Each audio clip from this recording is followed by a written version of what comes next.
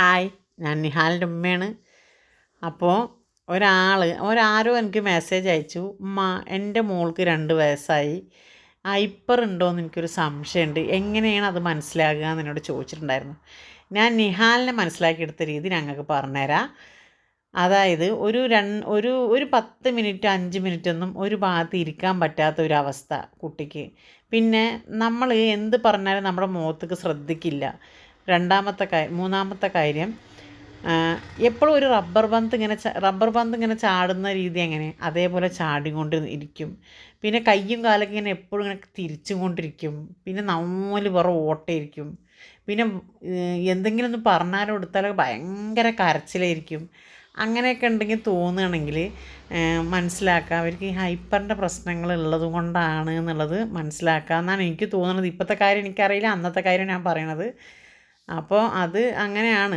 പിന്നെ അതെങ്ങനെയാണ് കുറച്ച് കൊണ്ടുവരികയെന്ന് ചോദിച്ചാൽ, ഞാൻ കൊണ്ടുവന്നൊരു മെത്തേഡ്, ആദ്യം നമുക്ക് ഇവരിനെ എന്തെങ്കിലും ഒരു പഠിപ്പിക്കണമെങ്കിലോ അല്ലെങ്കിൽ സംസാരം പഠിപ്പിക്കണമെങ്കിലോ ഒരു ഐ കോണ്ടാക്റ്റ് കിട്ടണമെങ്കിലൊക്കെ ഈ ഹൈപ്പർ കുറച്ച് കൊണ്ടുവരണം.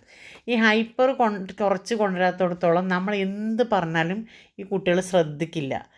അപ്പോൾ നമ്മുടെ മനസ്സിൽ നമ്മുടെ മക്കളെ മുന്നോട്ട് കൊണ്ടുവരാനുള്ള ഒരു ഐഡിയ ഉണ്ടായിരിക്കണം. ഇപ്പോൾ എല്ലാ മാതാപിതാക്കൾക്കും ഉണ്ടാവില്ല നമ്മുടെ മക്കൾ എങ്ങനെയാണ് എന്താണെന്നൊരു കാഴ്ചപ്പാടുണ്ടാവില്ലേ. അതിനനുസരിച്ച് എന്ത് ചെയ്യാൻ പറ്റും, ഐഡിയകൾ ഉണ്ടെങ്കിൽ തന്നെ കുറേയൊക്കെ നമുക്ക് ഇവരെ മുന്നോട്ട് കൊണ്ടുവരാൻ പറ്റും. എനിക്കപ്പോൾ തോന്നിയത് എങ്ങനെയെങ്കിലും ഇവരൊന്ന് പിടിച്ച് ഇരുത്താൻ ഒരു 10 മിനിറ്റ് ഇരുത്തി കിട്ടിയാൽ ഞാൻ രക്ഷപ്പെട്ടു എന്നാണ് തോന്നിയത്.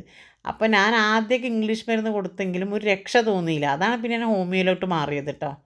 ഹോമിയോ കൊടുത്തത് എവിടെയാണെന്ന കാര്യമൊക്കെ എന്നോട് ചോദിച്ചു. ഒലവക്കോട് അമൃത ഹോമിയോ ക്ലിനിക്കിൽ നന്ദകുമാർ ഡോക്ടറിൻ്റെ മരുന്നാണ് ഞാൻ കൊടുത്തിരുന്നത്. ഇപ്പോഴും അവരവിടെയൊക്കെ തന്നെ ഉണ്ട്. ഇനി അതിൻ്റെ നമ്പറോ കാര്യമൊക്കെ കിട്ടുകയാണെങ്കിൽ ഞാൻ പിന്നെ പ്ലെങ് ഇടാട്ടോ. പിന്നെ അതേപോലെ പിന്നെ ഇംഗ്ലീഷ് മരുന്ന് അവനക്ക് സ്റ്റാർട്ട് ചെയ്തത് ഒരു 8 വയസ്സിലായിട്ടാണ് കേട്ടോ. പിന്നെ ഈ ഹൈപ്പർ കുറക്കാനുള്ള മാർഗ്ഗങ്ങൾ ഞാനൊരു വീഡിയോയിൽ പറഞ്ഞിട്ടുണ്ടായിരുന്നു.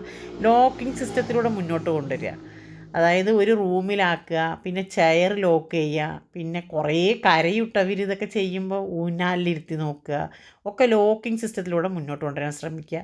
ഓട്ടോമാറ്റിക്കായിട്ട് ഹൈപ്പർ കുറയും. എൻ്റെ ഒരു രീതിയിൽ അങ്ങനെയാണ് കൊണ്ടുവന്നിരിക്കുന്നത്. ഇനി ബാക്കിയുള്ള കാര്യങ്ങൾ നമുക്ക് അടുത്ത വീഡിയോയിൽ പറയാം. അതാണ് ഹൈപ്പർ എന്നാണ് എനിക്ക് തോന്നുന്നത്. ഓക്കെ.